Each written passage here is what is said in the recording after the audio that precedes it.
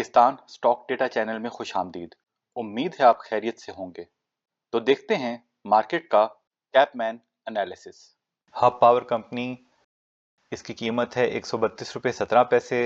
इस क्वार्टर में रिजल्ट तो ठीक रहा लेकिन डिविडेंड इतना अच्छा नहीं दिया, तो इसलिए थोड़ा सा इसको मार पड़ी है। रिजल्ट देखें तो जी इसके ये देखें 2.5 रुपये का डिविडेंड इस क्वार्टर में दिया और 9 रुपये का पहले दे चुके हैं, तो 9 महीने में 11.5 का डिविडेंड हो गया है। लेकिन अगर इस क्वार्टर को वैसे देखें तो तकरीबन 9 महीने के हिसाब से देखें तो एवरेज परफॉर्मेंस उसी तरह चल रही है। 8 बिलियन 10 बिलियन का रेवेन्यू, 8 बिलियन का ग्रॉस प्रॉफिट और नेट प्रॉफिट तकरीबन उसी को 3 से डिवाइड करें तो उतना ही है। यानी कि इस चीज़ को देख के अंदाज़ा लगा सकते हैं कि इसकी इस साल की ईपीएस जो है पूरे साल की या अगले 12 महीनों की इसी बेसिस पे चले तो 22 रुपये तक हो सकती है। और अब हमें ये तो नहीं पता कि इस क्वार्टर में इन्होंने डिविडेंड इतना अच्छा नहीं दिया कि क्या उनको पैसों की ज़रूरत आ गई है या ये रेंट पे अच्छा डिविडेंड देना चाहते हैं, लेकिन चांस बन सकता है ये रेंट पे डिविडेंड थोड़ा बेहतर हो जाए। लेकिन कोई पता नहीं है कि अगर उनकी कोई कैश की ज़रूरत आ गई है तो उसका हमें आइडिया नहीं है कि ये ना हो कि ये रेंट पे भी कम दें। आगे बढ़ने से पहले बताते चलें, हम कोई बाय सेल कॉल नहीं देते, सिर्फ फंडामेंटल एनालिसिस करते हैं। फैसला सबने खुद करना है क्योंकि मुनाफे में मौज अपनी अपनी और नुकसान में दौड़ अपनी अपनी। हब को देखते हैं जी।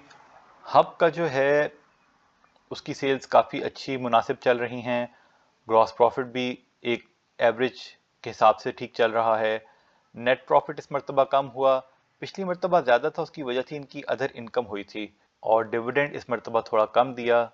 साथ ही कंसोलिडेटेड भी हम देख लेते हैं। कंसोलिडेटेड अर्निंग भी काफ़ी अच्छी चल रही है। ग्रॉस प्रॉफिट वो एक रेंज में चलता जा रहा है। नेट प्रॉफिट भी, यानी कि जो उनकी सब्सिडरीज बिजली बना रही हैं उनसे भी अच्छी खासी बिजली ली जा रही है। और कंसोलिडेटेड में इनकी अर्निंग पर शेयर 13 रुपये 25 पैसे है। अब कंसोलिडेटेड अर्निंग पर शेयर जितनी ज़्यादा होगी ना, उससे इनको फ़ायदा ये होगा कि इनकी सब्सिडरीज जो हैं वो एक नारोवाल एनर्जी है और एक और भी है कोई लारेब है शायद, तो वो भी जब उनको पैसे मिलेंगे तो वो इनको उसमें से डिविडेंड दे सकती हैं, जिससे इनकी अदर इनकम होती है और उसकी वजह से इनकम अपने डिविडेंड में इजाफा भी कर सकते हैं।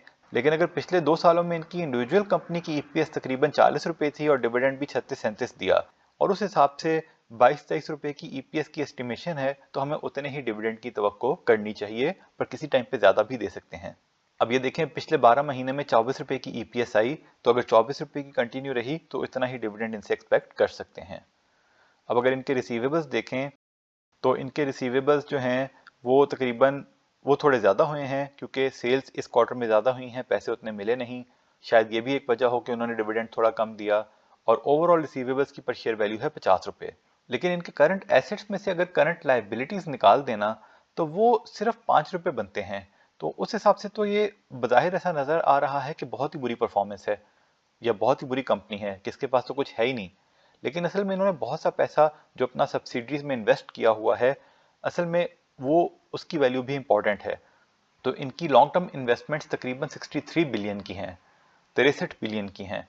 तो असूली तौर पे हमें वो भी इस वैल्यू में शामिल कर लेना चाहिए असेसमेंट करने के लिए। तो वो अगर हम शामिल करेंगे तो फिर काफ़ी मुनासिब हो जाती है, लेकिन फिर भी उतनी अच्छी नहीं है जितनी बहुत सारी दूसरी कंपनीज की निशात पावर वगैरह की है। और इसकी बुक वैल्यू है सिर्फ 50 रुपये। तो बुक वैल्यू इतनी अच्छी नहीं है, लेकिन पहले हम इसके ना कंसोलिडेटेड अर्निंग्स भी एक दफ़ा देख लेते हैं। अब कंसोलिडेटेड अर्निंग्स इनकी बड़ी अच्छी चल रही हैं, 12 महीने में 56 रुपये तक जा रही हैं। और रिसीवेबल्स की बात करें तो वो तकरीबन 80 रुपये इन्होंने हुकूमत से रिसीवेबल्स हैं इनके और इनकी सब्सिडरीज के मिला के। और current assets minus current liabilities में वो 24 बनता है, लेकिन टोटल ग्रुप की इन्वेस्टमेंट देखें तो वो 146 बिलियन की हैं। तो अगर हम 146 इसमें ऐड कर दें तो इसकी current assets minus current liabilities की वैल्यू बहुत ज़बरदस्त बन जाती है। यानी कि अगर हम इस कंपनी की मजबूती को देखना चाहते हैं तो हमें कंसोलिडेटेड को ही देखना चाहिए। और कंसोलिडेटेड कंपनी की जो बुक वैल्यू है वो 133 रुपये है। तो यानी कि अपनी ये बुक वैल्यू के आसपास ही ट्रेड कर रहा है, तो then it is okay from the book value point of view. इनका एग्रीमेंट जो है वो 27 में ख़त्म होना है, लेकिन जो इनकी सब्सिडरीज हैं उनके 35 तक हैं। तो इनका अगर एग्रीमेंट ख़त्म भी हुआ तो कंपनी बंद नहीं होगी, उसके वहाँ पे बिजनेस चलता रहेगा। लेकिन EPS थोड़ा कम हो सकता है, तो वो थोड़ा सा इसमें इतना ऊपर क्योंकि हाई चला गया है, थोड़ा सा आहिस्ता आहिस्ता केयरफुल होना भी चाहिए इसमें बहुत ज़्यादा इन्वेस्टमेंट नहीं करनी चाहिए।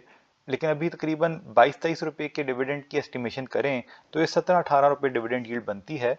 तो कंपैरेटिवली इससे ज़्यादा बेहतर कंपनीज हैं, लेकिन इसमें भी इन्वेस्टमेंट थोड़ी बहुत करके रखी जा सकती है। वैसे तो इसमें जब 70 का था वही टाइम था इन्वेस्टमेंट करने का, 130-40 पे जब आ गया तो डबल होगी तो बेच देना चाहिए था। लेकिन ये तो उनके लिए है ना कि अगर किसी ने 70 पे लेके रखा हो, लेकिन अब जो स्लो एंड स्टेडी इनकम चाहते हैं वो इसमें लेके कुछ ना कुछ रख सकते हैं। तो ये था जी आज का सेशन। ये सारा डेटा हमने PSX की साइट से लिया। आप खुद वैलिडेट करें, फिर अपना फैसला करें। याद दहानी करवा दें कि बाय सेल कॉल नहीं थी, वजह पहले बता चुके। तज्जिया पसंद आया तो शेयर, लाइक, सब्सक्राइब करें, बेल आइकॉन पे क्लिक करें। खुश रहें और अपने अमल पे तवज्जो दें। अल्लाह के हवाले।